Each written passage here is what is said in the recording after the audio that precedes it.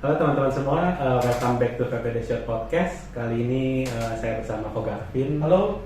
Hari ini kita akan bahas satu isu tentang bullying.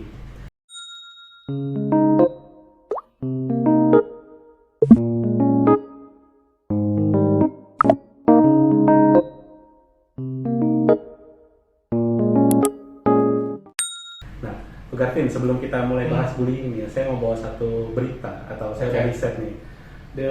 Berita ini ada di CNN News Desember 2019. Oke. Bahwa 41% siswa di Indonesia pernah jadi korban bullying, di mana frekuensi bullying itu terjadi beberapa kali dalam sebulan. Nah, di artikel itu juga bilang bahwa ada riset yang beberapa negara lakukan bahwa bullying paling banyak mengakibatkan siswa untuk bolos sekolah. Gitu. Oke. Nah, kalau dari contoh kecil ini, dalam opini Koko nih, apakah ini sesuatu yang lebay atau emang ini benar-benar relevan dan nyata? Oke. Sebenarnya bullying itu sesuatu yang relevan ya. Kan kalau kita mau ngomong itu bullying itu pelakunya merendahkan ya, merendahkan atau menghina. Ya intinya berperilaku yang membuat si korban ini rendah lah gitu.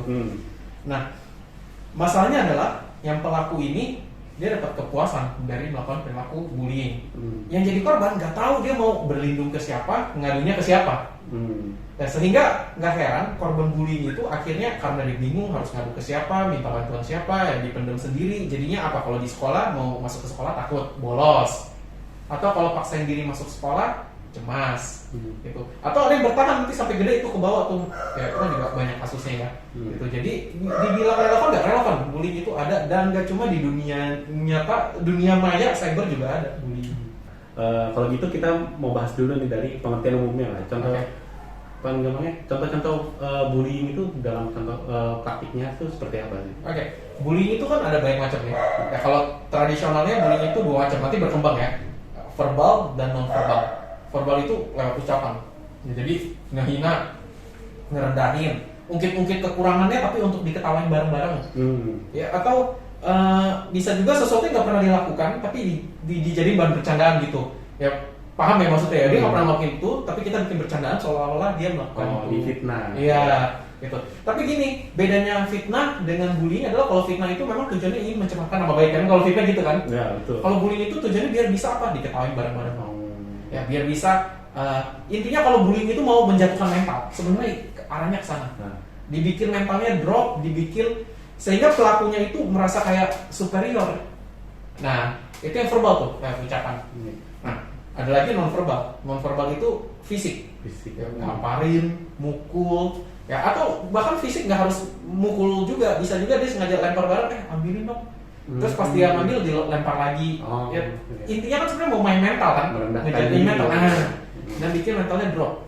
Gitu, itu secara fisik. Gitu. Atau bisa lagi bullying yang lain yang akhirnya berkembang adalah ngucilin, pembulian secara mental. Jadi nggak ngatain, nggak mukul atau nggak bertindak yang melecehkan, tapi caranya adalah yuk kita kucilin dia yuk. Oh, mentalnya drop kan lagi-lagi kan. Nah, itu juga masuk. Berkembang lagi cyberbullying. Cyberbullying itu lebih gila lagi. Kita bikin fake account. Ya, fake account orang yang kita nggak suka itu, ya lalu kita dengan account yang palsu itu berbuat seolah-olah hal yang nggak benar, ngerti nggak? Atau bikin fake account yang lain, ya nama yang lain, tapi post foto-foto anehnya orang itu. Nanti kita tunjukin ke orangnya. Wah lu lihat nih kesebar ya di internet, kita ketahuan mentalnya drop lagi. Ya jadi itu yang cyber tuh. Dan cyberbullying itu lebih parah karena kita nggak tahu siapa pelakunya, benar. Itu dia. Dan jejak digital nggak bisa hilang. Iya betul. Ya, kalau bullying secara fisik misalnya di sekolah atau di komunitas ya, kita tahu siapa pelakunya dan betul. Masyarakat tahu gitu. Ya, orangnya siapa. Nah benar. kalau cyberbullying ini udah nggak tahu siapa orangnya dan nggak bisa diusutnya.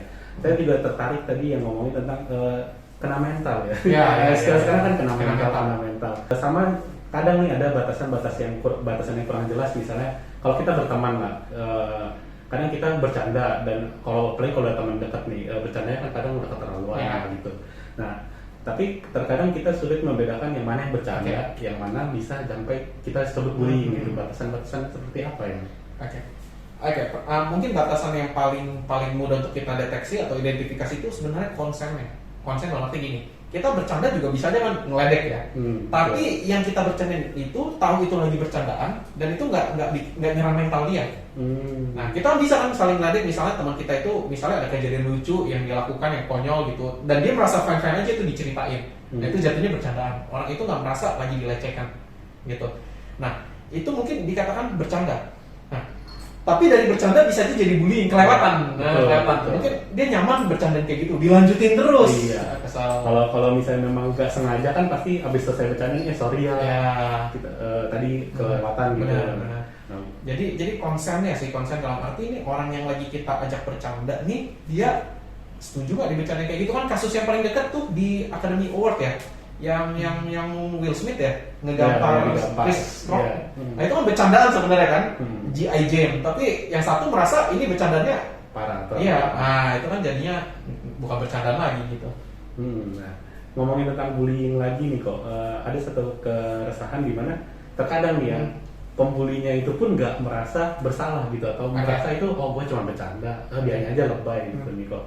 Nah karena mungkin juga biasanya di faktor lingkungan tersebut tuh emang udah biasa kalau misalnya di lingkungan orang kaya atau tempat yang berkuasa gitu, emang mereka memperlakukan orang lain seperti itu gitu kok.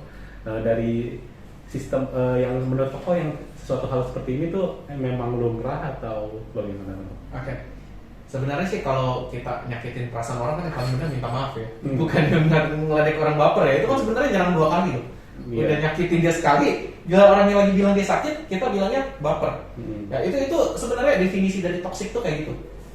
Kan ketika orang lagi sakit hati, ya kita harusnya kalau mau bantu dia ya kita validasi dalam arti sakit kenapa gitu.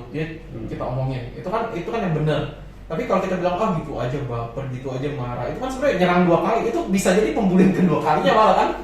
Ya, jadi sebenarnya ungkapan itu nggak tepat lah. Kalau ada orang mungkin nggak suka dengan bercandaan kita mungkin kadang nggak sengaja hilaf kan. Kita niatnya bercanda, tapi bagi orang itu bukan bercandaan gitu. Ya baiknya kita ya minta maaf gitu. Jangan malah bilang gitu doang baper. Maksudnya sih nggak pas ya. Dan juga memang kalau misal kita sendiri sebagai yang terbully nggak cocok ya udah sebenarnya jauhin aja sih ya. Jauhin aja. Kalau bisa diomongin dulu sih. Sorry bercandaan gini dihindari. Ya sorry gue nggak suka nih bercandaan kayak gini. Kita bercanda yang lain. Kalau masih nggak efek baru pergi gitu. Jadi memang satu sisi tanda kutip kita yang jadi korban diledekin atau dibully sebenarnya kasihan juga sih. Dalam arti gini, mungkin dia mau ngomong tapi kan takut. Kan udah ngomong kasar udah kena mental. Betul. Gitu. Jadi memang satu sisi saya bisa memahami bahwa yang jadi korban bully itu ketika dia mau bilang jangan dong, berhenti dong, dia udah mentalnya udah kena. Nah, sebenarnya juga faktor selain pelaku dan korban satu lagi itu sebenarnya lingkungan atau. Nah, berhubungan sama itu saya juga mau tanya nih kok.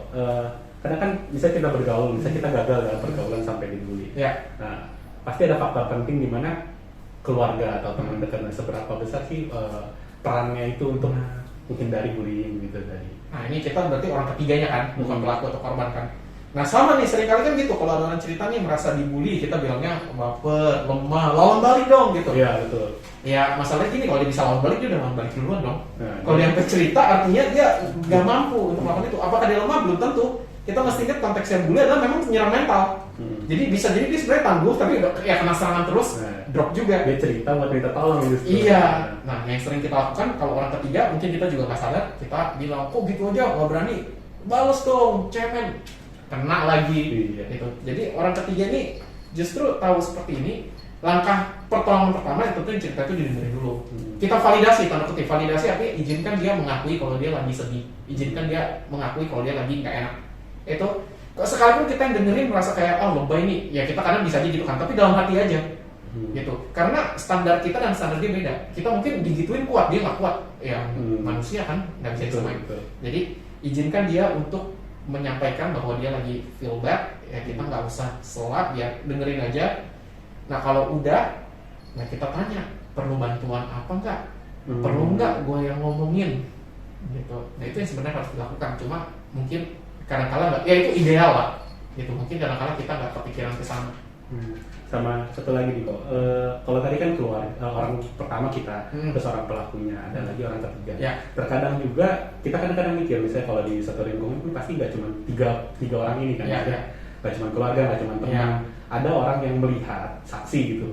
Tapi terkadang banyak kasus saksinya itu nggak berdaya atau nggak melakukan apa-apa. Nah, kalau secara psikologis apakah memang masyarakat itu cenderung untuk menghindari konflik itu, untuk nggak ikut campur lah istilahnya gitu? Ya.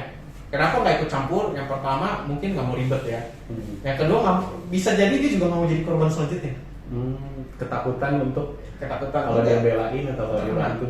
Lalu ada fenomena juga namanya bystander effect di masyarakat. Bystander effect tuh gini, kita ngeliat nih yang A lagi bully si B, kita mikir kasihan ya, tapi pasti ada orang lain yang kasihan yang akan nolongin dia, bukan gue. Sama seperti saya pernah dengar kalau kecelakaan misalnya pacaran motor di jalan, terus kita lagi bawa motor, nanti ada yang nolongin, akhirnya ada yang nolongin. Gak ada yang nolongin kan, semua mikir itu bystander effect namanya. Efek penonton kan, bystander kan dari jauh nonton. Nah itu bullying juga sering terjadi gitu, karena kita pikir kasihan ya, tapi pasti banyak yang kasih sama dia juga, pasti ada yang akan nolongin selain gue gitu. Itu sebenarnya pembenaran sih, kitanya mungkin juga belum tergerak gitu ya. Jadi kenapa bisa terjadi ya seperti itu, mikirnya nanti ada yang lain akan bantuin, mungkin itu pembenaran daripada gue bantuin gue ikutan kena. Betul, paham. Oke, mantap banget nih. Soal kita udah ngebahas soal definisi lah, seperti apa itu bullying ya. Di selanjutnya kita akan bahas tentang how to fight bullies. Bagaimana cara untuk melawan bullying. Jadinya itu bukan mekanisme pertahanan diri, tapi bisa terbentuk di dia adalah memang aku jelek, ya udah silakan. Mindsetnya adalah dia udah dijatuhin, nggak ada yang nolongin, dia nggak mau melarikan diri juga nggak bisa, ya akhirnya nggak ada tempat untuk mengadu berlindung ya gitu. Akhirnya putus asa. Depresi itu kan sebenarnya putus asa yang udah kuat gitu, rasa putus asa yang udah kuat.